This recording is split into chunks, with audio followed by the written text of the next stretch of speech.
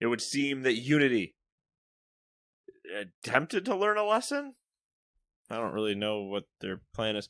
And Ubisoft announced the next installment of a game without releasing the next installment of a game. Multiple next installments of a game. It's so Ubisoft. That is classic Ubisoft. And lots of Microsoft leaks. Yeah, there's a lot of that. That'll probably take the majority of this podcast. Yeah. And Tokyo Game Show. And no bitches. All right. Gamers 2 Podcast, your weekly roundup of news and commentary related to the video game industry and anything else that might pique our interests. I just drank half that. Oh, I'm sure it was very refreshing. It might be the whole thing here the next time I do that. Yeah. Yeah, it was. I went into making the doc. Went in late, busy at work. Usually I do it at work because why not? And I went in and be like, "Oh, really gonna scrounge this week? I don't know." And then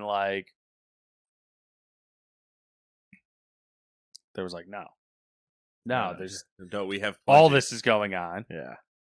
Everyone's going to decide to backpedal on their bad decisions. Oh, here's a bunch of leaked documents. By the way, Tokyo Game Show started, and they're on a totally different day than you are, so you're really fucked up. And it's the least interesting thing in this entire thing. Yeah. So let's just go right into it with Gloomhaven coming to the Switch. New releases, by the way. Yeah. Gloomhaven to the Switch, Bit Trip Rerunner and Runner Maker for the PC. Dragon Air Silent Gods for the PC. Number 4, Matt, a fan favorite, culture favorite, our favorite, Farming Simulator 22, Oxbow Pack DLC. Have you ever? I've never heard this before. No, I'll let you finish. I don't want to sidetrack us. Thanks, Kanye. Number 5, Lies of P for PC, PlayStation, and Xbox. Number 6, Mortal Kombat 1 for the PC, PlayStation, Xbox, and Switch. I say that joke like I'm not going to interrupt you later. Number 7, You Suck at Parking for PlayStation and Switch. That's like everyone these days. That's true. Everybody should probably play that game. Number 8, Party Animals for PC and Xbox. Also, play that game. Number 9, Witchfire for the PC. Number 10, Days of Doom for the PC, PlayStation, Xbox, and Switch. Number 11, Hellsweeper VR for PC and PlayStation. Number 12, Payday 3 is officially here for PC, PlayStation, and Xbox. Number 13, Resident Evil 4 Remake Separate Ways DLC. Number 14, Super Adventure Hand for the PC and Switch. Number 15, Warhaven for the PC. Number 16, Cyber Citizen Shockman 2, A New Menace. Shock harder. Not the last part's not true. PlayStation, Xbox, and Switch. Number 17, Shuyan Saga for the PlayStation, Xbox, and Switch. And number 18, my favorite game on this list, Slaps and Beans 2 for the PlayStation, Xbox, and Switch. Not true. Farming Simulator DLC is probably my hype. Farming Simulator! You know what I'm excited for is whenever this fucking next Mud Runner game comes out. Ooh, yeah, that's true. That's true. Big hype in that one. Yeah. All the slow progress you can wish for. I am like. Oh, I know. That's my favorite part is that I know you actually are Jones for it, and I love that. I've thought about playing SnowRunner again. I'm like, no, I should just wait. I should just wait and let it build. Let it simmer. Yeah.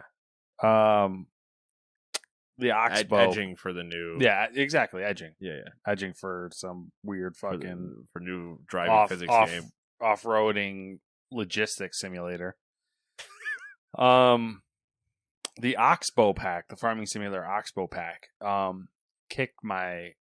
reminded me. I'm reading a book, as I do, listening to a book, and it is about essentially the inherent racism between Japan and the U.S. during World War II.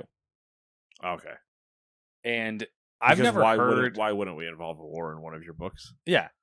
I've never heard this term before, and I had to Google it and like look it up. But apparently, have you ever heard of the term Occidental? Nah, I don't. I want to say yes, but no, because I guarantee in my head I'm conflating it with like 3 other words. This book uses that term all the time, and apparently it just refers to Western society and like the Western Occidental. Occidental. What is that? What is it? Is there more? No, Like it that's means. it just essentially it means like Western society and like Western white society, essentially. You Occidental bitch. Yeah, it's weird. I kept bringing it up, and I was like, "What is this?" Like, you could infer because of the context, because they kept, But I was like, "What is this word?" Anyways, what are you feeling? Odds, evens? Evens. All right, Even Steven. I'm gonna kick it off with number 1. Ubisoft has confirmed Tom Clancy's The Division 3 is now in development at Massive Entertainment. The Swedish studio currently working on Star Wars Outlaws and Avatar Frontiers of Pandora is the original developer of The Division 1 and 2, as we know. Ubisoft said that Massive is currently building a team for the 3rd game in the series. Star Wars Outlaws creative director Julian Girardi has become executive producer for the Division franchise. The whole franchise. He will oversee all the Division games and products, including The Division 3. He originally joined Ubisoft in 1999 and has held various roles over the years, such as creative director of The Crew, and served in the same position for The Division 1 and 2.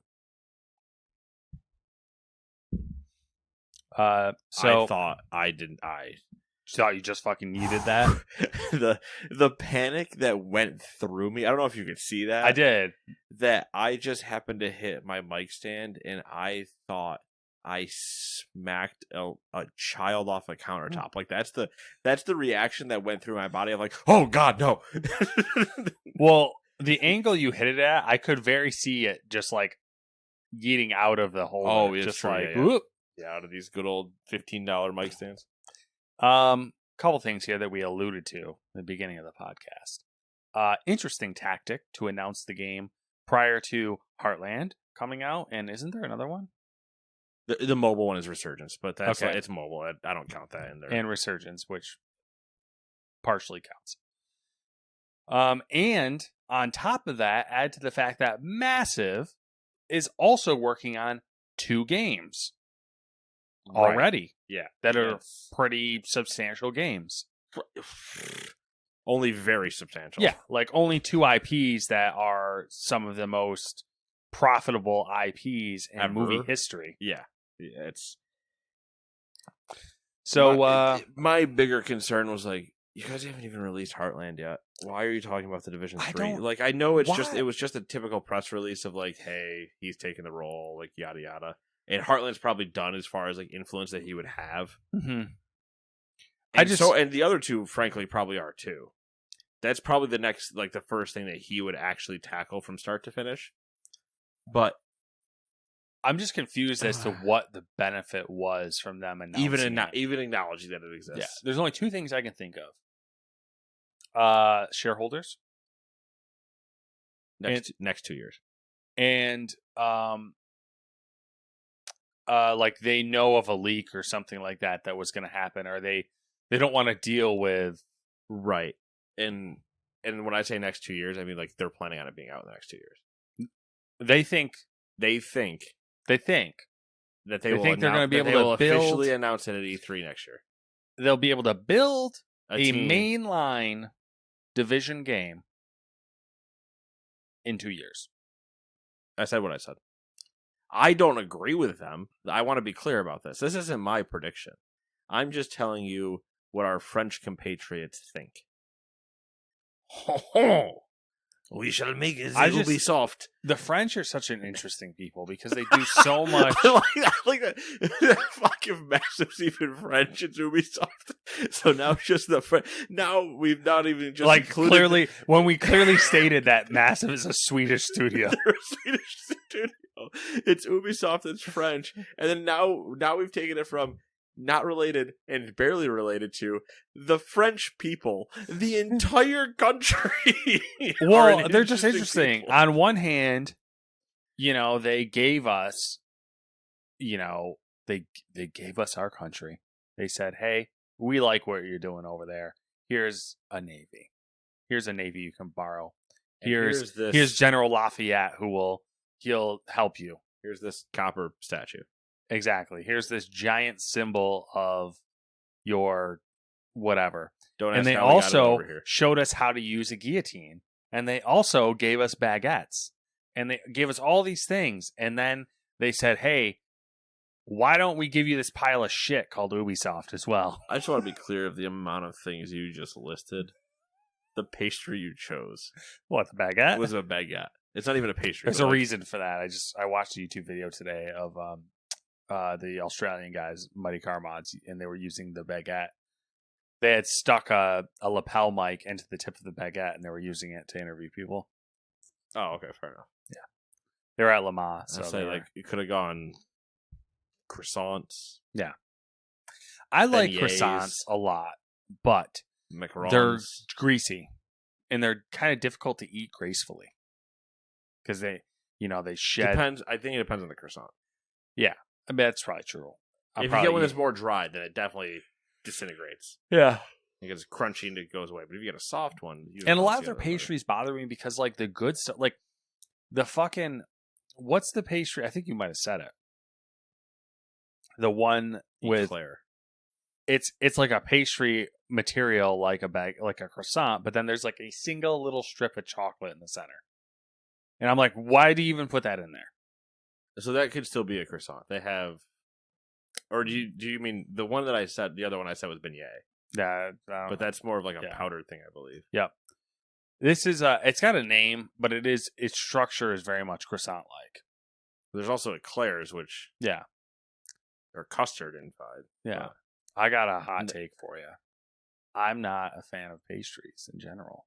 Like a lot of traditional pastries that people go nuts for, I'm just like, I don't. There's a lot of other things that I could eat, get more enjoyment out of, and aren't as messy to eat. That's why I hate salads. Really difficult to eat salads gracefully.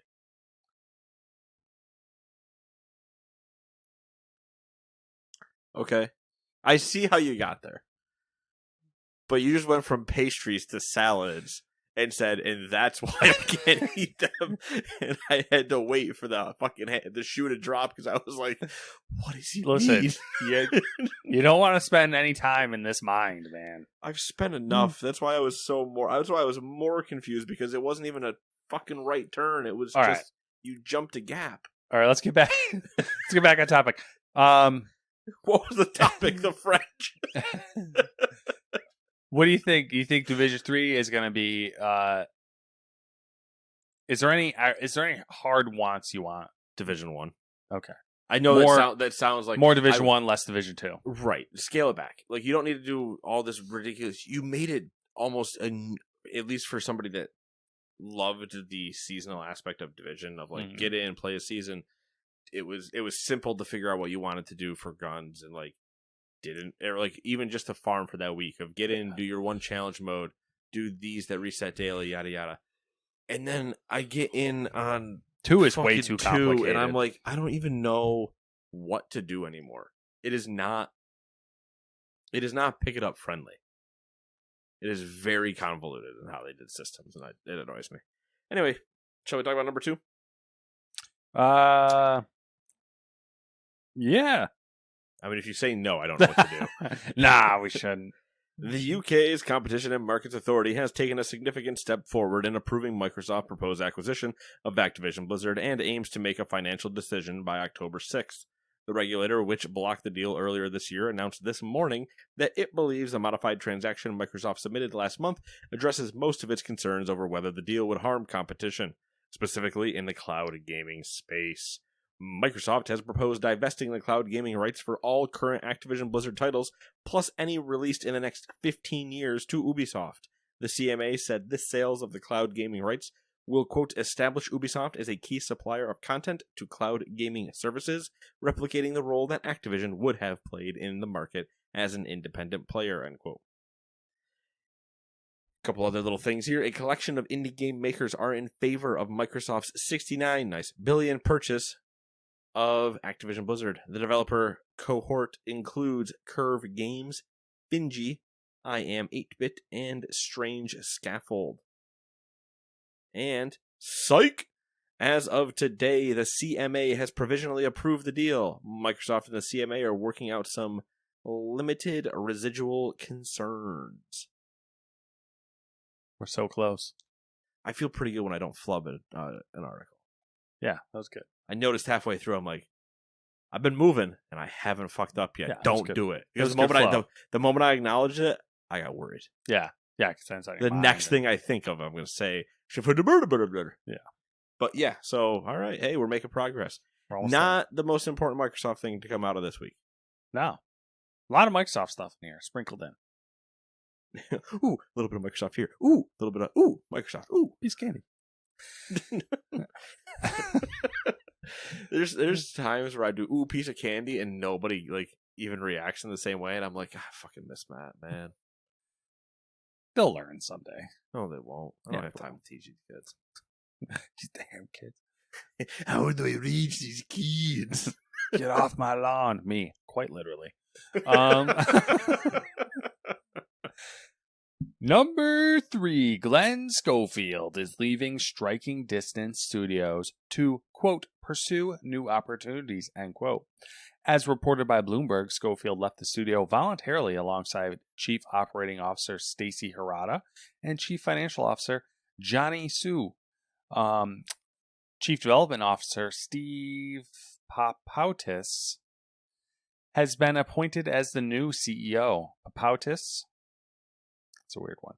Previously worked with Schofield at Visceral Games. Schofield joined parent company Krafton in 2019 to launch Striking Distance Studios. There he created the Callisto Protocol, a spiritual successor to the original Dead Space. So that was a big old, you know what? I had this idea. I wanted to do it. It didn't work out. You know, let's just have a friendly, don't let the door hit you on the way out situation. No, not really that bad. Curious to see where he goes. Just out of curiosity, no other reason.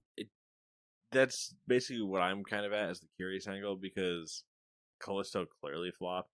Mm-hmm.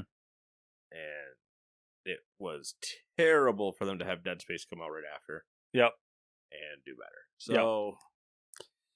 I'm curious how this works, though, because, like, Striking Distance Studios, like, I feel like it was that. Like, yeah, it was clearly put together for them and for him. Yeah.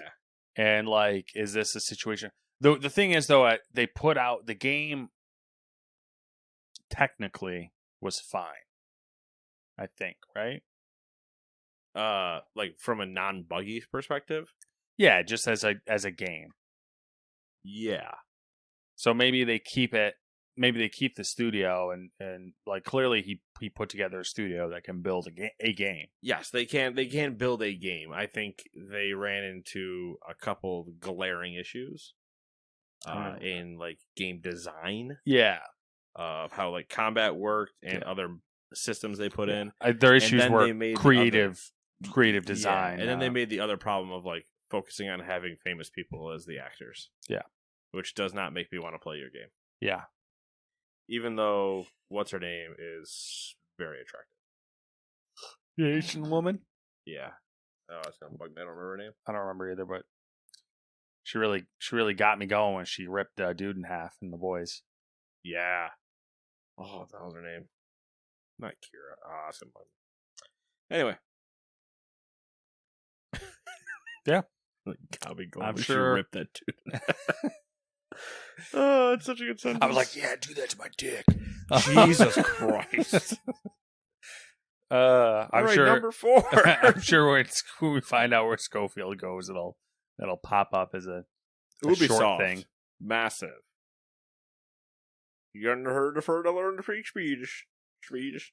He's the creative director of Tom Clancy's Division new 3. No, Tom Clancy's new Ghost Recon. Sure. Glenn Schofield does Splinter Cell. Glenn Schofield does Siphon Filter. Jade Empire. Jesus, now we're just naming things. Number 4, EA's Criterion Studio has moved divisions to work on the Battlefield franchise. The UK studio was previously under the EA Sports banner, but will now operate under Vince Zampella's group with EA Entertainment. I have the need every time I see EA. EA It's in the game. Sports. It's in the game. Criterion is famous for Burnout and Need for Speed, but it has worked on several Battlefield and Battlefront games before and is familiar with the Frostbite engine. Alongside Battlefield, Criterion will continue to lead development on future Need for Speed titles. Why? Why did you buy Codemasters? The firm joins a roster of Battlefield studios that include DICE, Ripple Effect, and Ridgeline. EA's other racing studio, Codemasters, will continue to operate under EA Sports, where it is developing officially licensed F1 and World Rally Car games. World Rally Car or World Rally Circuit? World Rally Circuit? World Rally Championship. Championship, that is correct. I like that one a lot better. Do you think Vince just kind of like, you think he has enough sway to where he's like, I want that. I want that, yeah. And they're just like, okay. I picture him in a meeting, not even saying that, but in a meeting with everybody going, Criterion's part of EA Entertainment now. And they're all just like, what? Oh, okay. None of us can really argue with you. But they're all just like shooting each other's glances like, can we stop him? Can we say no? No? Okay. How long before Vince just like kind of slowly, like it's the little Hitler skit where he's just like, teacher, I need Criterion's development team as well. Codemasters just over there. Not my problem.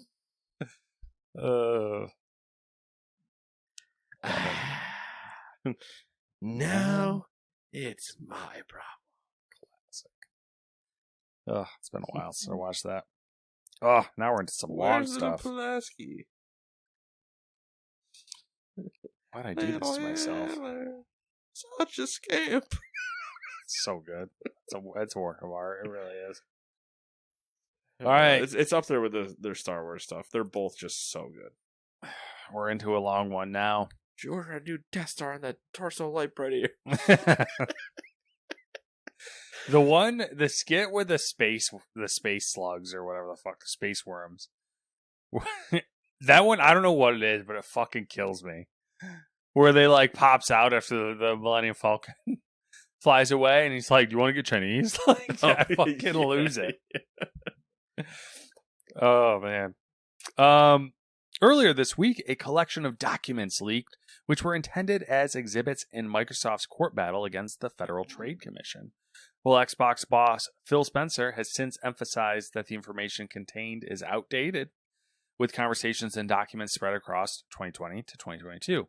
They at least give details on Xbox strategy and priorities at the time. So let's review them. We're not going to go into deep dive into these. It's literally just, I'm going to zip through what it is, and then like if you want to chit chat about it, we can. Despite Microsoft's talk of taking the console industry beyond generations, the company is still planning to release another Xbox console as of spring 2022. The aim was to launch the successor to the Series X and S in 2028, giving the current generation an 8-year life cycle. Thoughts on that? I mean, 8 years makes sense. Yeah. That was the conversation I was having at work a little bit with one of the guys as this stuff was coming out. And we're just kind of like looking at the stuff we're about to talk about, but like the console like redesign and some other things. Mm-hmm. And then I was like, that puts it at 28. That's 8 years. His comment was that it was far out. like it's 5 years. It's technically 5, almost 4 years at this point to be looking into the future. And I'm like, it is for like you're going to be planning that, but like technology by that time will still change. Year over year, the improvements that you can start putting in consoles will still be drastic. But and it's still a lot of okay the to changes think, happening now are software changes. right? And it's still okay to think like strategy and kind of what, like you're talking to creative leads and studios and being like, hey, if we own all of you now in 5 years, what could you potentially do with like a launch title and stuff like that. So you can start having like kind of those conversations and like strategy things, but I don't think you can really start having like tech conversations yet. Yeah, I mean, I think 8 years is fine. Yeah, I don't have any problem with it. I would rather them do 8 years. The 8 years isn't the problem I have. The problem I have is what we're going to talk about in a minute. All right. Also, for 2028, Microsoft has been planning a hybrid Xbox platform for cloud gaming that would leverage the combined power of the client and cloud. The new device would be aimed at a price point of less than $99. This kind of probably is the natural culmination of that whole Microsoft Stick thing, Xbox Stick thing.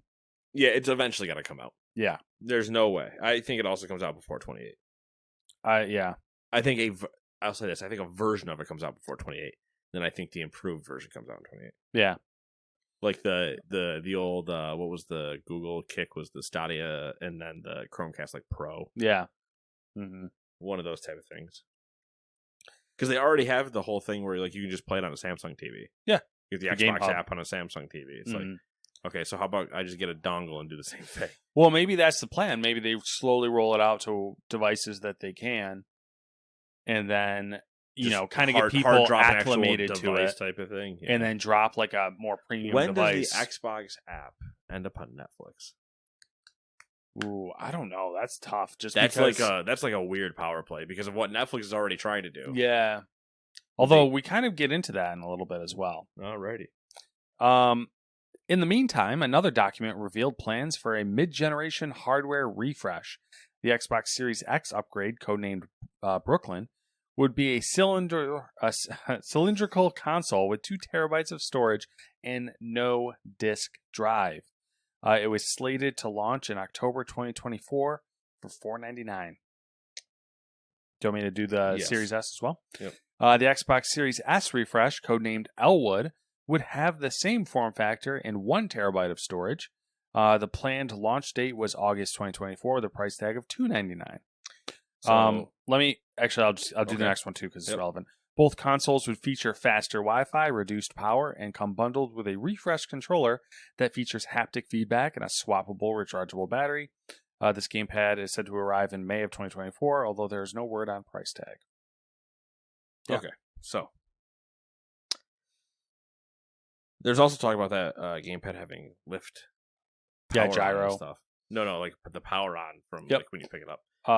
Haptics, gyro, and then the automatically turn on when you sense is being lifted. So here's my quick thing. Yeah, this is the part I don't like.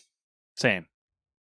I don't like mid-cycle hardware refreshes when you haven't finished leveraging your current hardware. I don't mind like revisions. I should say that. Like I don't mind the what they already announced with the S, where they're like, we're gonna make a 1 terabyte version. Yeah. Okay, cool. Sunset the 500 gig one. Let's go 1 terabyte and yeah. And they've done that in the past. Like that. That's fine with me. Don't do the 360 thing. Holy Christ, the 360 thing irritated the shit out of me. You remember how many SKUs there were? Yeah, they were SKU happy with There was the 120, there was the 256, there was the 12, there was the 4, there was the Kinect one, there was not the Kinect one, there was the fucking Kinect. Oh, stop it. Yeah. Just. I mean, I think did the Xbox One have a significant mid-cycle refresh? Yes, they went to the One X. Oh yeah, that's right. The Xbox One X box. Mm-hmm. Hi, do you have a box for your One X Xbox? I do remember handling the Xbox One like that, where they basically replaced a SKU with another SKU, but that SKU had like 1 terabyte instead of 500. gigs Yeah. or whatever it was. And was so like, I don't okay, mind. cool. I don't mind those little things, though. I always am annoyed when they do that, and it's like, well, why wasn't the 1 terabyte just in it from the freaking start? Mm. But I don't mind those because it's just more of a storage upgrade, not an actual like full redo. But then they start doing these full redos, and they're like, "Oh, we've now made the next most powerful one." Okay, you already made the mistake with the S, and the Xbox One X, and the Series X. That the Xbox One X is more powerful than the S, Mm-hmm. but not as powerful as the Series X. Mm-hmm. So now you've got this weird clusterfuck, and you want to now put more into that, where now your S upgrade probably only equals the Xbox One X. If that, I don't even think it would come that far. Because it might. The thing about the mid-cycle refresh that kills me is it's not. There's no performance gained. Right. The performance you gain is nothing that someone would notice because it's severe diminishing returns. The only time you're going to notice it is if they were doing something like the whole performance mode versus whatever thing, where if they said now you can run at 4K 120. Yeah. And then it's all just like they're moving down to a smaller node. So like it's, it saves power and less heat, smaller power supply, and like saves them money, all that good stuff. So like, and if you're somebody that can afford it to turn in your old one and buy the new one, you can probably you probably won't feel that bad about doing it. But like for the majority of people, it's just not worth it at all. Yeah, I mean the mid-cycle. What annoys me about it is I wish it was more like you were saying, more of a revision than an actual redesign. Because like if you did a mid-cycle refresh and it was like a, we're putting in these newer components because it'll be cheaper for us, more energy efficient, and we're going to shrink the packaging a little bit, but the functionality is going to be identical, then by all means go for it. But redesigning it into a cylinder, removing the disk drive, keeping the price the same. It's why I wish they would just that they would design a modular console. Yeah. And obviously it's harder said than done, but like you can do this and then say, we're dropping the new board. Yeah. Here's the new stuff that it does all of these things. You buy this, take it home, press here, slide out the old one, slide in the new one. There you go. It's just, I don't know. Whatever. It's annoying, but everyone should play on computers. PlayStation's going to do the same thing. So,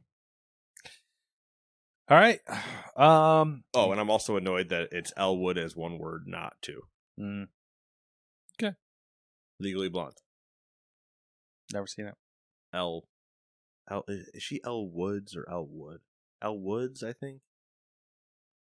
So that's the name of that character. But then I also have Blues Brothers, so that's kind of where I'm at with Elwood. Yeah. Because I'm a soul man. Yet another document revealed the upcoming lineup. Sorry, for the prison scene stuck in my head now. For the Bethesda Studios, including Dishonored 3, remasters of Elder Scrolls 4 Oblivion and Fallout 3, a Ghostwire Tokyo sequel, an unannounced game based on a licensed IP, and 9 free-to-play and or mobile titles. What are you thinking about that? What's your, in this list, rank your hype? Top to bottom. Or bottom to top, whichever one you want to do. I mean, obviously, the mobile free-to-play games are probably bottom. Let's lump them all together. You think you would potentially risk the idea that a free-to-play game is not up to your standard? Yes. Okay. That's fine. I don't know. Maybe I'd argue for me, Ghostwire Tokyo sequel is below that. See, the one person I know who played that game really liked it and said it was good. Okay. Which is interesting to me. Because of the person or because of the game? Because I trust their opinion enough to be intrigued. To be curious. I trust their opinion enough to acknowledge it. Well, I mean, that's high praise for me. Generally, I'm like... I really have no interest in Dishonored 3. But I feel dirty putting remasters on the top of the list. So I don't know with this. I just don't know. All right, I was just curious. Fuck Oblivion. Yeah. Just so I can get somebody to message me angry thoughts about how, what do you mean you didn't notice at the end of the sewers where they told you needed to go? I think Fallout 3 would be interesting, but I don't know. Bethesda in the word remaster. It's what weird. What does that mean? Yeah, I don't know. It's hard for it's funny you say that because it's hard for me to imagine a remaster of either of these games. Yeah. When done by Bethesda. Yeah. If you told me somebody else was doing it, that's kind of where I'm also weirded out by I'd this. be Where I'm more like, intrigued. why wouldn't you have another studio do this? Like that doesn't you only make any own sense. 85 of them. Yeah. Honestly, I think out of Oblivion and Fallout 3, I'd probably be more likely to play an Oblivion remaster than a Fallout 3 remaster. But I think it has more to do with like I think we're on the opposite side of that, but I can also see that though. I know Oblivion is loved by a lot of people. Yeah, I liked it. I mean, I think I'm more jonesing for Elder Scrolls if the than Fallout 3 remaster was done by Obsidian? See, that's what I was kind of hoping. Is that something like that? That would happen. be the greatest fuck yourself that I've ever seen. Hey, I know you guys made 1 and 2, and then we dumped you for 3. Can you remaster it? Like that would be just after they still haven't released Outer Wilds 2 or Worlds 2. Yeah, I mean that would be fun, but watching the Oblivion or the Obsidian Twitter account congratulate them on the Starfield launch. I just wanted to see the behind the scenes of the amount of teeth gritting that was happening as they were smiling, sending that tweet, going, "I hope you guys are having a real fucking good time over there." There's no way that Microsoft hasn't had to stop at least 2 boardroom fights. I bet Microsoft is like, do you guys want to do a New Vegas 2? Or something in the Fallout universe? There's no way they wouldn't because people would eat that up. Oh, for sure. But I would love them to be just saying it as like gaslighting.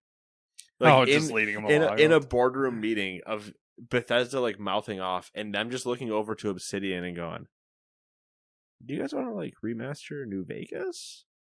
And then glancing back over Bethesda like, fucking say something else and watch what I get them to do for you. Say something. Try me. Fuck you. Shut up. Know how much people like them versus you right now. Understand the power they wield. They're the favorite child. Oh, did you want the Fallout IP back? Sure. No. Trust me. They got Starfield now. They're moving on. Elder Scrolls is still theirs, but you want Fallout back? Perfect. Bethesda, they get to do Fallout now. And Bethesda just going, well, but I was the favorite child. All right, here's another big one. An internal email from Phil Spencer detailed his ambitions for Microsoft to acquire Nintendo, saying that it would be, quote, a good move for both companies, end quote. However, he acknowledged an acquisition would be difficult as Nintendo is, quote, sitting on a big pile of cash, end quote, and it would take, quote, a long time for Nintendo to see that their future exists off their own hardware. A long time, end quote. Before we talk about that, I don't have a sneeze button. It's true. For fun, here's a list of all the companies Microsoft entertained buying. Thunderful, Supergiant Games, Niantic, Playtrix, Zynga, Bungie, IO Interactive, Scopely, Sega, CD Projekt Red, From Software, Square Enix, Larian Studios, and Remedy. It's a lot. So, the quick conversation I saw was if they bought Nintendo, you'd actually have like some antitrust things probably going down. Yeah, that was my first thought too, is that never happened. I think that is true. You 100% would have antitrust problems. Yeah. 2, feels there's nothing that he says where it's like people are like, oh my god, there's no way he actually thinks they would do that. And I'm like, no, you if you're them, you 100% think you can do that. Yeah. But you also are correct in immediately going, you have to convince them that they need to not be on their own hardware, Mhm. which you'll never do. Yeah. Like, it is a mountain to climb, but it is a pot at the end of a rainbow, like if you caught them. Oh yeah. Massive. It's like basically Um, owning a fucking printing press for money. Yeah, it's fucking real estate. The thing that kills me is that people see this and they're like, "Oh my god, this email." I'm like, this has been rumored, or at least you and I Yeah. have talked about this for 5 I mean, years. If you're Phil Spencer and you don't think about buying Nintendo, or And if you don't think about buying Sony just for the joke of it, yeah, at I some mean that's meetings, kind of like it's like the equivalent of like all of the ridiculous war plans from the Cold Wars that the U.S. had and Soviet Union. yeah, had. they're ridiculous. For the record, their plans were, what if we buy Russia? That is the equivalent of the plan. It'd be dereliction it's- of duty if you didn't think about it. It's an Always Sunny episode where it just says the gang buys Microsoft. That's the level that you have to think of. Yeah.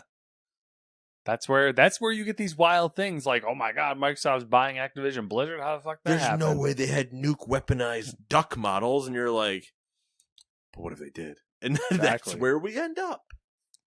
Exactly. But you're not telling me that there's no way that tank's just a blow up inflatable. Right? Meanwhile, there's just a guy with like a fan, who was just exhausted because he's been blowing it up with like an air mattress with no motor, just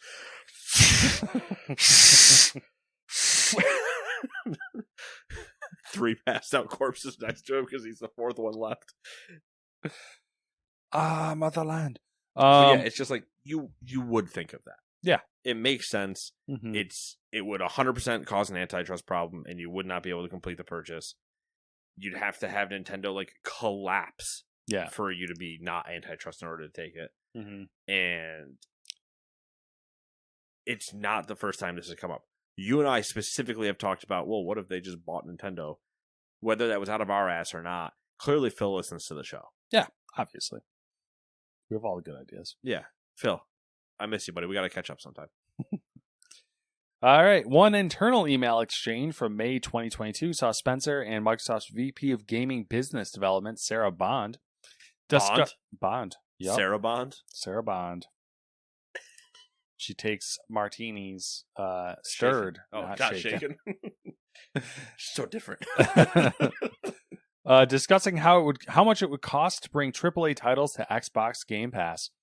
Estimates ranged from $300 million for Star Wars Jedi Survivor and $250 million for Mortal Kombat 1 to $5 million for Return to Monkey Island. There was a whole list, so you can check it out if you're curious. A heavily redacted slide deck revealed that most Xbox Game Pass subscribers pay full price and use the service on console. As of April 2022, 33.6 million Xbox users were paying for subscriptions, 21.9 million of which were for Game Pass. I'm assuming Game Pass on console. Some documents also pointed to what would force Microsoft to leave the game industry. If the acquisition of ABK didn't go through, then Microsoft will be likely to bail in the games market, which I don't believe that. Also, if Game Pass... let's put it this way. That statement is true. It's just that the percentage is so small. Yeah. If it doesn't go through, yes, they are more likely from 1% to 1.05. Mm-hmm. It does increase. It's just so hard to believe. Also, it was said that if Game Pass subscribers off console don't increase by 2027, then Microsoft will evaluate if it should continue with gaming. So right before a new console. Yeah, which that's... It also depends on what they mean by continue with gaming versus continue with... Like, would they just stay as a publisher and do that thing and then just leave the console market and just publish everywhere and be like, whatever? I don't know. So I'm not putting much weight in it. Yeah, that part seems really outlandish. Anyway, let's move right on. Anything else about Microsoft? Not now. All right. let's talk about Unity then. Unity has promised to change its proposed new policy of charging developers a fee every time their game is installed, although it has yet to release the details of these changes.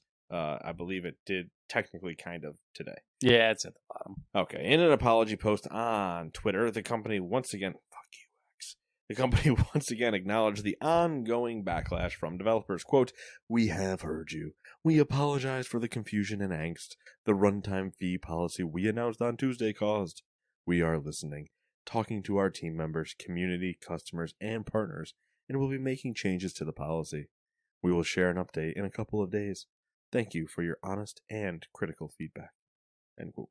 Today, Unity announced some changes to their new policy. There will be no runtime fee on games built on Unity Personal, which will remain free.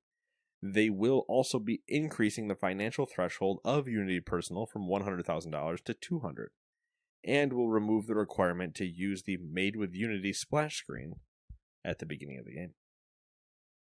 Unity also said, quote, "For games that are subject to the runtime fee, we are giving you a choice of either a 2.5% revenue share or the calculated amount based on the number of new people engaging with your game each month. Both of these numbers are self-reported from data you already have available." End quote. They don't know what the fuck's going on. It's a good start, but your bad faith is too high. Yeah, the hole is so deep. Yeah, you almost had to overcorrect, which is to say roll everything back and then pay every developer. Yeah. What?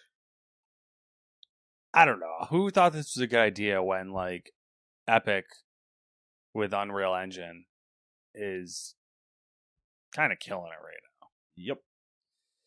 Anyway, speaking of Unity, developers of indie puzzle game Organizer have claimed that Unity said organizations like Planned Parenthood are not valid charities and are instead political groups.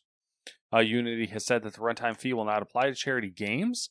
Lizard Factory reached out to the company to clarify their game would be exempt from the plan, since their profit is donated to Planned Parenthood and C.S. Mott Children's Hospital. However, Unity reportedly said their partners were not valid charities and were viewed as political groups. The developers are considering a move to open source game engine Godot. Like Gal Gadot. She spells it with an A, but yeah. That's someone. You know what? You two need to get together and get on the same fucking page. Me and Gal Gadot? No, Godot Game Engine and Gal Gadot. Oh. Quote, "But we will have to recode our entire game because we refuse to give you a dime. This is Mafia-style shakedown, nothing more, nothing less." End quote. God damn it. I didn't get the EVE Online story. Isn't it just a fan con? It's a fan fest, bro. I know, but it's not the fun stories. I mean, they announced a lot of stuff. Okay, fair enough. But it's not like EVE Online lost $100,000 again. No, it's not that fun. I mean, it's kind of fun because of, like, they're crazy because they're doing the same thing over and over again, expecting a different result. Do you know the definition of insanity? Yeah.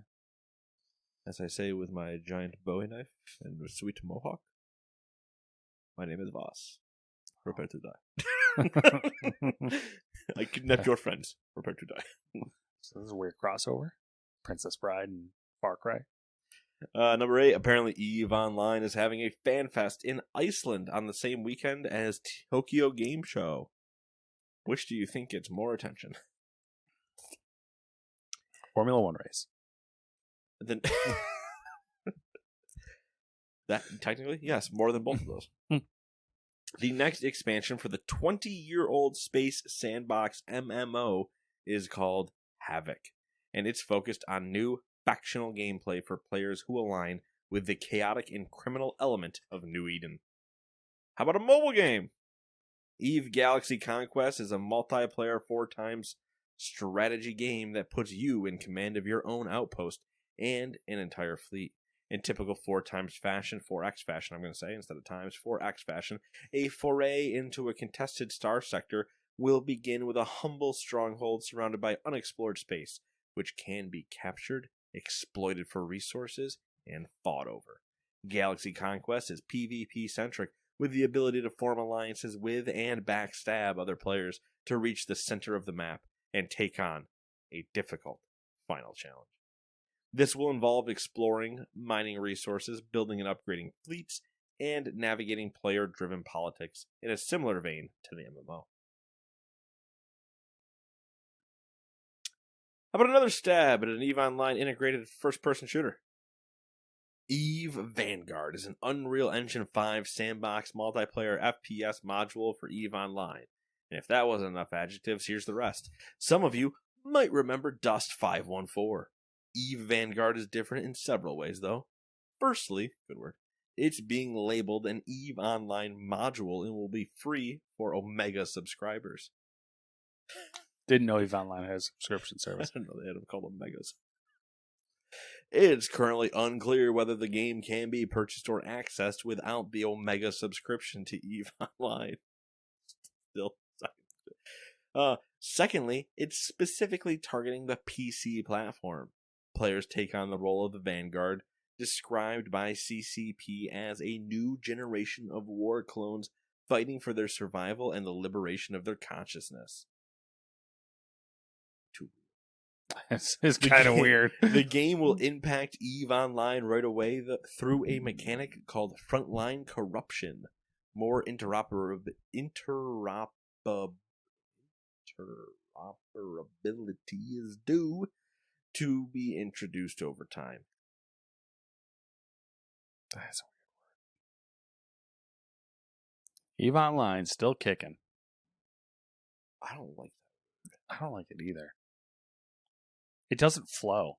It's just words shoved together for no reason. English. True. Thoughts, comments, concerns? Nah, man, it's EVE. It is EVE. EVE is like this. I don't know. It's this like mystical creature that's like doesn't really make sense. It is. But you're still like watching it because like it's like a slow car. It's like a car crash. You can't take your eyes away. But it's not. That's the thing. It's a beautiful cosmos that you don't know what you're looking at. Yeah, it's like the abyss.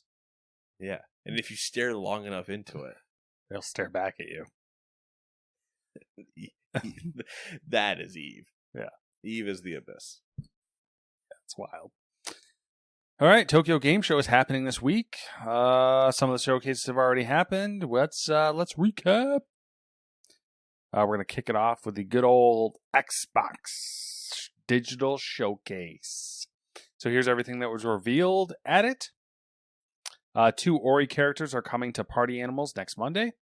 Ace Attorney Phoenix Wright Trilogy joins Xbox Game Pass on September 26th. A new trailer for Paul World hitting Xbox in 2024. A closer look at Persona 5 Tactica ahead of its November Game Pass release. New Forza Motorsports trailer with a focus on the Japanese Hakone track.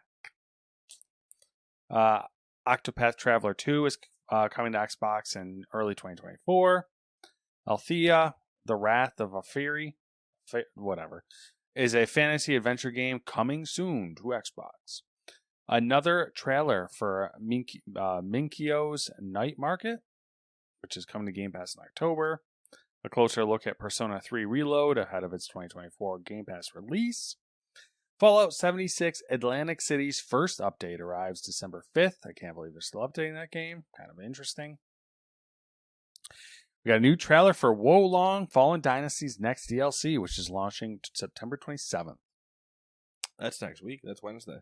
There's a lot of Japanese stuff in this one. I wonder why. I know, right? What? There's a lot of America in my hamburger. America. Like a Dragon Gaiden, the man who erased his name, joins Xbox Game. Gaiden? Ninja Gaiden. I don't know. I'm going to say Gaiden, and I'm going to let somebody else yell at me about it. Like a Dragon Gaiden, the man who erased his name, joins Xbox Game Pass on November 9th. Like a Dragon Ishin will also join Xbox Game Pass at the same time. Or at some point in 2023 is what it says. Probably before is my guess. In-depth trailer for Ayuden Chronicle, 100 Heroes, which is coming to Game Pass in 2024. The Elder Scrolls Online is launching in Japan with full localization on November 15th. New PlayerUnknown Battlegrounds Arangel update is coming in October. My Lovely Empress is an Empire management sim heading to Xbox in 2024. Interesting. Exoprimal Season 2 begins October 18th on Game Pass. And a first look at gameplay for Hotel Barcelona from Suda51 and Sweary65 arriving in 2024. That's a lot of stuff that I didn't know what any of that meant. So, anything you want to comment on Xbox? No, I was just pumped about the Like a Dragon stuff. More Like a Dragon stuff then. Like a Dragon Direct. There was... I tried to get a recap of the Direct, but I think the Direct was solely about Like a Dragon Infinite Wealth. Yeah, basically, yeah. Which is releasing January 26th. And Kiru-chan is back. So, which I read some sad news on that. Well, I didn't watch the trailer. Did you? Nope. There's a really long story trailer. Oh, okay. And apparently, do you want me to ruin it for you? What was in the story trailer? Sure. Apparently, he has cancer. Oh, well, I mean, he's immortal. That's whatever. I'm fine with it. I don't know, man. I'd be worried. I bet he finds a way to beat it. Okay. He is immortal. All right. I mean, it's also like he's doing... And he's playable. He's doing Man Who forgot his name. Or Man Who Lost His Name. Hmm. Whatever. Got rid of his name. Whatever the fuck Yeah. it is. He's doing that one Man first. Who Erased His Name or whatever. Yeah. Man with no name. He's doing that, and then he's doing Infinite Wealth. Okay. Like, character timeline-wise. Mm-hmm. But then that still has to lead into, like, the next one where we're into... out of the Like a Dragon series, and we're just now into Yakuza, whatever. Mm. So... something's happening. 505 Games had a little bit of a digital showcase. There's a whole slew of Japanese stuff that was too Japanese for me. And they also said Ghost Runner 2 has a playable demo out for PS5, Xbox Series, and PC. Cool. Is it Is worth just saying Capcom and then moving on, or is there actually something? I don't know what's in this article, so I'm going to pull it up and look at it. But while I'm pulling it up, Tekken 8 had I don't even know why these guys need their own showcases, but whatever. Tekken 8 did a thing. Apparently, Panda is a playable character. I don't know what the fuck that means. Panda. Yeah, it's a panda, but Yeah, they refer to it as Panda, like it's a specific panda. his name is Panda. This is so confusing. Listen, So I'm pretty sure the tiger is named King. this doesn't make any sense. Why is the tiger named King, but the panda's Panda? It's kind of rude. All right, Capcom. Apollo Justice Ace Eternity Trilogy gets a release date. Exoprimal Monster Hunter now. Street Fighter 6's AKI claws her way into the fray. That's it. More Capcom. All right, then. Know what that time is, then. It's time for the Rumor Roundup. Rumor Roundup. Sorry, I don't know why I got all excited about that. I don't know why you got excited and then stopped when I clearly was giving you time to... I was introducing you, and then fan applause. Yeah. Bungie's new IP codenamed Gummy Bears will be powered by Unreal Engine. I'm a gummy bear. Gummy bear! Oh my god, that tastes delicious. How much shit is Bungie working on? So that's three games. That's 3. They literally worked on one game for fucking like 2 decades. And it's had one of the best bugs in it recently. Which one's that? Oh, sorry, not talking about Halo. I'm talking about Destiny 2. Yeah. So the best bug was apparently... Well, you and I have been out of the Destiny 2 game for a while. For a long time. You can craft weapons. Yeah. Which is to say, like, you rip powers out of, like, mythics and legendaries and put them onto other things. Okay, they have a crafting system. Okay, got it. Yes, they have a crafting system, but you can rip powers out Mm-hmm. and then put them on other guns. Yeah. And I think there's supposed to be something like you can only have one or the other or whatever. Yeah. But people were able to put them together on guns. So they were like stacking crazy. Right. So somebody had like an LMG that fired at a stupid amount of speed that when it fired was firing grenades. And it was just... It was fucking... People were getting one-tapped in PvP, and it's been like a 2-week long thing watching Bungie go, I don't know how we're gonna find the fixes. Like, I'm just like trying to tiptoe through fixing it, and then being like, just enjoy it for now, because like we don't know what to do. It just blows my mind because, like, I mean, Destiny 1, Destiny 2, they could be the same fucking game. Yeah. And now all of a sudden they're like, which the track record for those games isn't spectacular. And now they're going to be juggling three projects. Yeah. But that's, the power of Sony. Yeah. What's also impressive, though, about all the weapon bullshit is that the engine doesn't die. Yeah. Like, this person is just dumping how many explosions into the world, mm-hmm. and the game's like, yeah, sure, all right, yeah, whatever. I did see a lot of chat about them using the Unreal Engine and people actually not liking it. It's depends on what the game is for me, because maybe their engine just is not suited to do it. Which that was the conversation where the discussion ended up, where they were like, well, Bungie's games, this whole thing about their games is they are, the feel of gunplay. But if they're making a game that's totally different than anything they've ever made, and they don't need to worry about, the iconic Bungie feel, then they can use whatever engine they want. Yep. Apparently, Sony Bend is teasing some siphon filter action, probably the original games making their way to PlayStation Plus. Yeah, wouldn't get too excited. Some performance talk about Switch 2. While docked, the console's performance is roughly 15% within the range of an Xbox Series S, but only with the help of NVIDIA DLSS and not at native resolutions. In handheld mode, the console's performance is comparable to that of the Asus ROG Ally handheld. So, there you go. Yeah. Rumors. All right, now for our short stuff that we didn't write full paragraphs on. Yeah. Yep.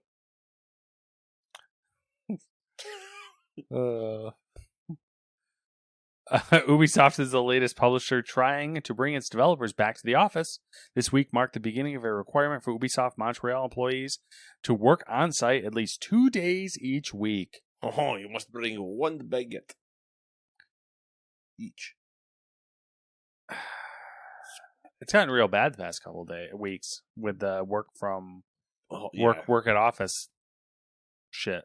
It's funny about working in the office, and there's going to be a government shutdown, and everybody in Congress is going to go home instead of getting shut in the office like they should to figure it out. The latest news has half the government really fucking panties all bunched up.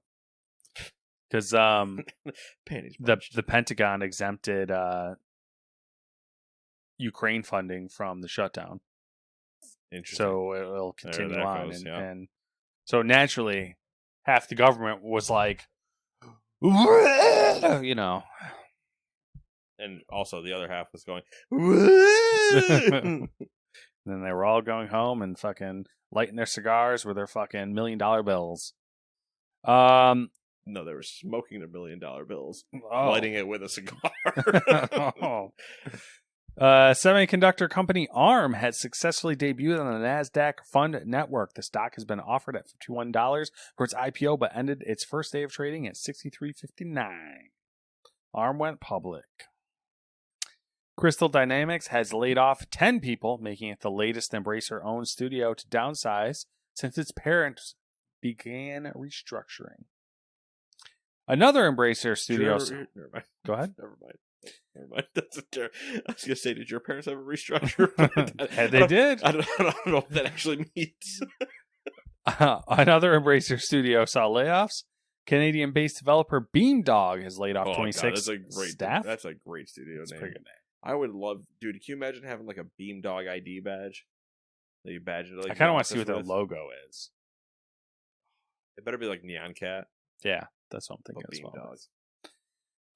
Embracer's CEO said there will be a few more cases of studio closure. Ooh, not good. Saber Interactive has announced that there will be no Nintendo Switch version of Evil Dead the game, and development of new content for the game on other platforms has ended. Yep. Microsoft has announced that Chief Product Officer Panos Panay is departing the firm. Panay originally joined Microsoft in 2004. He moved up the ranks, overseeing hardware development, including the Microsoft Surface, desktops, and other devices. Ahead of Payday 3's launch, Starbreeze Studios removed the anti-cheat and anti-tampering system Denuvo. Weird. Rockstar Games has announced that players subscribe to its $5.99 GTA Plus membership on PS5 and Xbox Series consoles will now get access to a rotating assortment of classic titles, beginning with Grand Theft Auto: The Trilogy Definitive Edition. Former BioWare general manager Aaron Flynn said that he wishes Dragon Age had stuck to its PC modding-focused roots rather than chasing the cinematic vibe of Mass Effect. Fucking brother. Weta Workshop, I don't know. This got fucking accents over it. I don't know. In partnership with publisher Private Division, teased a new game called The Tales of the Shire, or Tales of the Shire.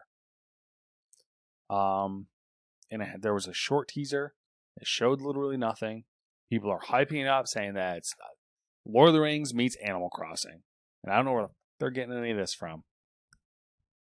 People love the dream. They do love them dreams. But also that would be, like, doable. Yeah. You're managing a shire. You pick which hobbits get to hang out. Oh, for sure. I just, hope for the best, prepare for the worst. Oh, 100%. 100%. Yeah. So that's that. Yeah. It's been 7 days. What you been up to? Not a whole lot. I mentioned the book, reading the book, listening to the old booking, watching some stuff.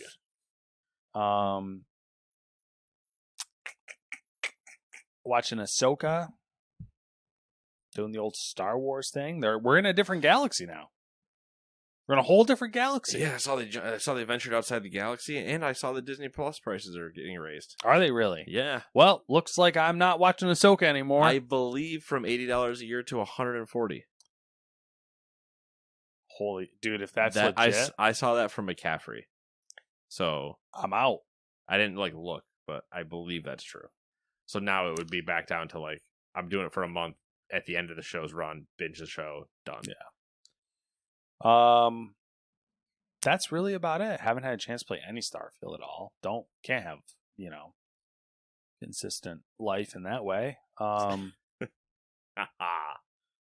Priorities. Yeah. Can't watch Formula 1 race this weekend because it's in Japan, so naturally it's at fucking 2 a.m. or something. Yeah, 1 or 2 a.m. And that's it. What have you been up to? I've been up to World of Warcraft, a little bit of Starfield, and I'm in the 4th book in the Horus saga. Ooh, boy. So we're making progress. Nice. And when I say making progress, I mean scratching the surface. Yeah. Yeah, making progress in the 700 tomes of... Tomes, yeah, which are multiple books. Yeah. So it's 2,800. Wild.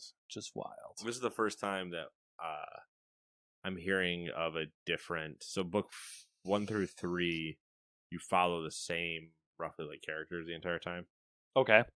And then book 4's bringing in an entirely other group, 2 where 3 ends, essentially. Okay. So it's I'm hearing all the other side of the story leading to that same point. Mm-hmm. Or another part of the story. Yeah. Yeah, that's good. Yeah, that's it. That's all I got. Yeah. I got none. All right, perfect. Then we will see you in 7 days. Goodbye. Toodaloo.